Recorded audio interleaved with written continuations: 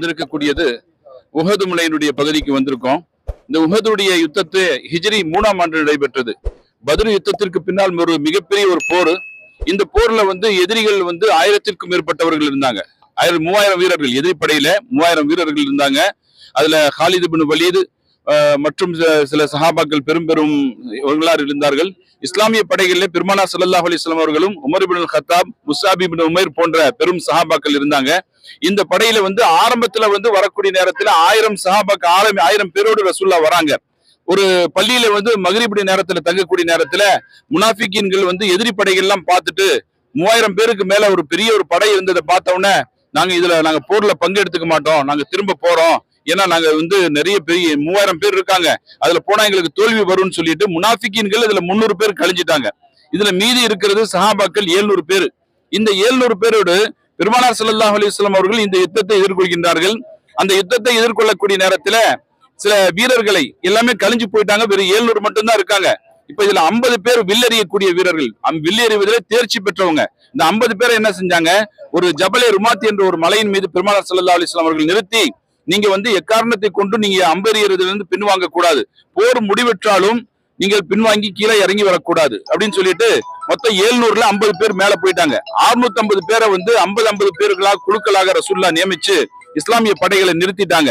நிறுத்தின பின்னால போர் தொடங்குகின்றது. ஆரம்பத்துல நிறைய மும்முரமாக தாக்குகிறாங்க முஸ்லிம்கள். மேல இருந்து அம்பெறியக்கூடிய வீரர்கள் தாக்கக்கூடிய நேரத்துல எதிரிகள் சிதறண்டு ஒரு 3000 பேரும் எல்லாம் ஓட ஆரம்பிச்சுட்டாங்க. ஓட ஆரம்பிச்ச பின்னால மேல இருந்து அந்த அம்பெறியக்கூடிய வீரர்கள் பார்த்தாங்க, போர் தான் முடிஞ்சிருச்சே, நம்ம இருந்து என்ன செய்ய போறோம், கீழே எல்லாமே கனிமத்து பொருளை பொறுக்கிட்டு இருக்காங்க, நம்மளும் போனா கீழே எடுக்க ஆரம்பிச்சிடலாம் அப்படின்னு சொல்லிட்டு போகக்கூடிய நேரத்துல பின்னால இருந்து அந்த மலைக்கு பின்னால ஓடிட்டு இருந்த அந்த எதிரிகள் என்ன செஞ்சாங்கன்னா, திரும்ப பார்த்தாங்க மலையில யாருமே இல்லையே அம்பெறியக்கூடியவங்க, இப்ப திரும்ப போனா அவங்கள தாக்கி நம்ம அவங்கள தாக்கலாம் அப்படின்ற எண்ணத்தோடு திரும்ப வராங்க. அந்த தாக்குதல்ல பல சஹாபாக்கள் உயிரிழந்தாங்க. அதுல சையதுனா ஹம்ஸா ரலியல்லாஹு தஆலா அவர்கள், முஸ்அப் இப்னு உமைர் போன்ற பெரும் பெரும் சஹாபாக்கள், அதுல ரசூலுல்லாஹ்வுடைய சிறிய தந்தை ஹம்ஸா ரலியல்லாஹுடைய படுகொலை, ஹிந்தா என்ற ஒரு பெண் தன்னுடைய அடிமை வஹ்ஷியின் மூலமாக அவர்களை படுகொலை செய்தார். அந்த படுகொலையின் மூலமாக அவருடைய நஞ்சை பிளந்து ஈரலை எடுத்து கடித்தார்கள் என்ற ஒரு வரலாறை பார்க்கிறோம். ஹிந்தா அவ்வளவு கொடூரமாக, அபூஜஹலுடைய அபு சுஃபியானுடைய மனைவி ஹிந்தா ரசூலுல்லாஹ் அவங்க தந்தைக்கு பழிக்கு தீர்க்க வேண்டும் என்பதற்காக வேண்டி கொடூரமான முறையிலே ஹம்ஸா ரலியல்லாஹு அவர்களை படுகொலை செஞ்சாங்க. அந்த படுகொலை நடந்த நிகழ்வும் அவருடைய அடக்க ஸ்தலமும் இங்க இருக்கு. இந்த மலையில இங்க நீங்க வரைபடத்துல பாக்குறீங்க பாருங்க, இதுதான் இந்த சுத்தி இருக்கக்கூடிய உஹது மலை, ஜபலே உஹது. இந்த பச்சை அடையாளம் போடப்பட்டது எல்லாம் முஸ்லிம்கள். யாரு இது? பச்சை அடையாளம் போடுறவங்க எல்லாம் முஸ்லிம். இந்த சிவப்பு அடையாளம் போட்டதெல்லாம் காஃபிர்கள். இப்ப இவங்க எல்லாம் இருக்காங்க. அதே மாதிரி இந்த சின்ன மலை இருக்கா இல்லையா, ஜபலே ருமாத்துன்னு சொல்லுவாங்க. இங்கேதான் 50 வீரர்கள் மேல நிறுத்தி சஹாபாக்களை எக்காரணத்தை கொண்டும் அவங்க யாரும் கீழே இறங்கக்கூடாது அப்படின்னு சொல்லிட்டு கட்டளை போடுறாங்க. ஆனால் அந்த போர் முடிவு ஆயிடுச்சுன்னு சொல்லிட்டு சஹாபாக்கள் என்ன செஞ்சாங்க, கீழே இறங்கி கனிமத் பொருட்களை பொறுக்க ஆரம்பிச்சிடுறாங்க. அந்த பொருட்களை இருக்கக்கூடிய நேரத்துல எதிரிகள் பாக்குறாங்க, யாருமே முஸ்லிம்கள் இல்லையே, திரும்ப போனா தாக்கலாம் அப்படின்னு சொல்லிட்டு திரும்ப அவங்க போடிட்டு இருந்தவங்க எல்லாம் திரும்ப ஓடி வராங்க, இஸ்லாத்தை முஸ்லிம்களை தாக்குறாங்க. தாக்குதல்ல சஹாபாக்கள் படுகொலை செய்யப்பட்டாங்க. அதுல சையதுனா ஹம்ஸா ரலியல்லாஹு தஆலா அவர்கள், சையதுனா முஸ்அப் இப்னு உமைர் போன்ற சஹாபாக்கள் ரொம்ப உடல் சிதைக்கப்பட்டு ரொம்ப கொடூரமான முறையில அவர்கள் படுகொலை செய்யப்பட்டாங்க. இதுல 75 சஹாபாக்கள் படுகொலை செய்யப்பட்டாங்க.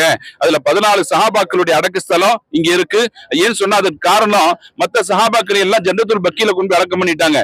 ஒரு 14 சஹாபாக்களோட உடல், அதாவது சையதுனா ஹம்ஸா ரலியல்லாஹு, முஸ்அப் இப்னு உமைர் போன்ற சஹாபாக்களுடைய உடல் எல்லாம் ரொம்ப சிதைக்கப்பட்டு அவங்களுடைய ஜனாசாவை எடுத்துட்டு போக முடியாத ரொம்ப தூள் தூளா அவருடைய உடல் ஆக்கப்பட்டதுனால அவருடைய அடக்கலம் ஸ்தலம் இங்க இருக்கு.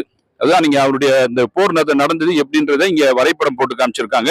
இந்த வரைபடத்துல இங்க முஸ்லிம்கள் போறதெல்லாம் இந்த பச்சை அடையாளம் போடப்பட்டிருக்கும். இந்த முஷ்ரிக்கீன்கள் அப்படி போனவங்க எல்லாம் என்ன செய்யறாங்களா, திரும்ப வந்தாங்க. முஸ்லிம்கள் ஜபலே ருமாத்ன்றது இந்த சின்ன மலை, நம்ம அங்க போய் பார்க்க போறோம் இன்ஷா அல்லாஹ். இந்த ஜபலே ருமாத்துல இருந்து கீழே இறங்கின பின்னாலதான் தோல்வி கண்டாங்க அப்படின்னு சொல்லிட்டு வரலாறு பார்க்கிறோம். அந்த அப்படியே நம்ம மலைக்கு போலாம் இன்ஷா அல்லாஹ். அந்த அம்பெறியக்கூடிய வீரர்களை இந்த மலையில தான் நிறுத்தி வச்சிருந்தாங்க. இப்ப இது எல்லாமே வெறும் பள்ளமான இடம், வெறும் மலைகளாக இருந்தது. இந்த அம்பெறியக்கூடிய வீரர்கள் மேல இருந்து எல்லாம் இங்க மும்முரமா போர் நடைபெற்று இருக்கு. இந்த இடத்துல நடைபெற்று எல்லா எதிரிகள்லாம் அப்படியே ஓட ஆரம்பிச்சிட்டாங்க. இப்படி ஓட ஆரம்பிச்சிட்டாங்க. ஓட ஆரம்பிச்ச பின்னால இந்த மலையில இருந்த சஹாபாக்கள் என்ன செஞ்சுட்டாங்கன்னா, படைதான் போயிடுச்சே, இங்க இருக்கக்கூடிய பொருள்கள் எல்லாம் பொறுக்கணுன்றதுக்காக வேண்டி கீழே இறங்குறாங்க. இங்க பின்னால ஓடிட்டு இருந்த, இந்த மலைக்கு பின்னால ஓடிட்டு இருந்த எதிரிகள் எல்லாம் பார்த்தாங்க, மலையில யாருமே இல்ல. இப்ப போய் திரும்ப போனா நம்ம தாக்கலாம் அப்படின்னு சொல்லிட்டு வராங்க. அப்படி தாக்குதல தான் ரசூல்லாவுடைய பல் ஷஹீதாக்கப்பட்டது. ஒரு எதிரியை வந்து ரசூல்லாவின் மீது கல்லெறியறான். அந்த கல்லெறியப்பட்டதுல அவனுடைய பல் உடைக்கப்பட்டு ரத்தமா வடியுது. இதை பார்த்து என்ன செஞ்சுட்டாங்கன்னா, முனாஃபிக்கின்கள் அங்க இருக்க கூட்டத்துல காஃபிர்கள்லாம் ஒரு வதந்தியை பரப்பிடுறாங்க. முகமது இறந்து விட்டார் ஸல்லல்லாஹு அலைஹி வஸல்லம், முகமது இறந்து விட்டார் என்ற ஒரு செய்தி பரப்பப்பட்ட பின்னால சஹாபாக்கள் சோர்வாயி அவங்கவுங்க அப்படியே விட்டுறாங்க. என்னடா ரசூல்லாவே மூத்தாயிட்டாங்கன்னா நம்ம இருந்து என்ன பலன் அப்படின்ற ஒரு அடிப்படையில எல்லாம் சோர்வாயிடுறாங்க. அதுல பல சஹாபாக்கள் படுகொலை செய்யப்பட்டாங்க அப்படின்னு சொல்லிட்டு வரலாறு சொல்லப்படுது. அப்படி படுகொலை செய்யப்பட்ட சஹாபாக்களுடைய அடக்கஸ்தலம் தான் நம்ம இங்க எதிரில் பார்க்கிறோம். சையதுனா ஹம்சா ரலியல்லாஹு அவர்கள், முஸ்அப் இப்னு உமைர் போன்ற பெரும் சஹாபாக்கள், ரசூலுல்லாஹ்வுடைய சிறிய தந்தை. ஏன்னா அவங்களை பற்றி சையது சுஹதா என்று சொல்லப்படும். சுஹதாக்கள்லயே தலைவராக விளங்கக்கூடியவர்கள் ஹம்சா ரலியல்லாஹ். ஏன்னா ரசூலுல்லாஹ்வுடைய சிறிய தந்தையாக விளங்கியவர்கள். அவருடைய உடல் இங்கே வந்து அடக்கம் செய்யப்பட்டுருச்சு. காரணம் என்னன்னு சொன்னா, அந்த சஹாபாக்களுடைய உடல் எல்லாம் ரொம்ப சிதைக்கப்பட்டு கபர்ஸ்தானுக்கு அவங்க எடுத்துட்டு போக முடியாத ஒரு சூழ்நிலையில அவருடைய உடல் இங்க வந்து அடக்கம் செய்யப்பட்டிருக்கு. அப்படியே ஒரு சலாம் சொல்லிக்கலாம். அஸ்ஸலாமு அலைக்கும் யா அஹ்லல் குபூர் யா அஹ்ல தியார கௌமில் முஃமினீன வல் முஸ்லிமீன வ இன்னா இன்ஷா அல்லாஹு பிக்கும் லாஹிகூன் خصوصا அஸ்ஸலாமு அலைக்கும் யா சய்யித ஷுஹதா ஹம்சா ரலியல்லாஹு தஆலா அன்ஹு خصوصا அஸ்ஸலாமு அலைக்கும் யா முஸ்அப் இப்னு உமைர் ரலியல்லாஹு தஆலா அன்ஹும். முன்னால பாருங்க ஒரு சின்ன ரவுண்டு கட்டடமா இருக்கும். இதுல மொத்தம் 14 சஹாபாக்களுடைய உடல் அடக்கம் செய்யப்பட்டிருக்கு. மொத்தம் இந்த யுத்தத்துல வந்து 75 சஹாபாக்கள், 70ல இருந்து 75 சஹாபாக்கள் கொலை செய்யப்பட்டாங்க. அதனுடைய 14 பேருடைய உடல் மட்டும் இங்க அடக்கம் செய்யப்பட்டிருக்கு.